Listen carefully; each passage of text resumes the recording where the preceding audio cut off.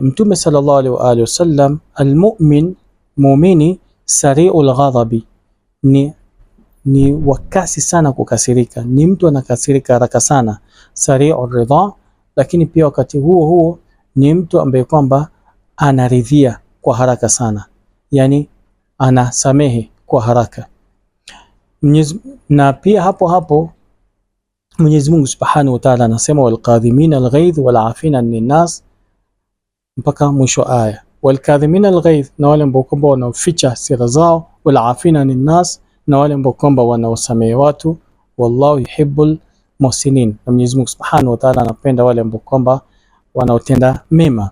Sasa katika hii aya inaonyesha kwamba walkadhimina alghaidh, na wale ambao kwamba wanaoficha hasira zao.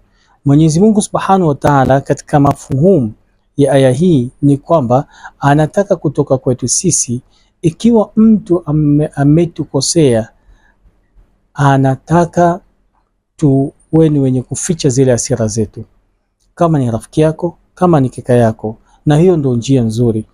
Ficha hasira yako, hasira polepole itakuwa ni yenye kuisha, hasira polepole itakuwa ni yenye kurudi chini. Na tumeona pia hadithi ya Mtume sallallahu alaihi wasallam, ikiwa kuna hasira, toa hasira yako kwa haraka. Ikiwa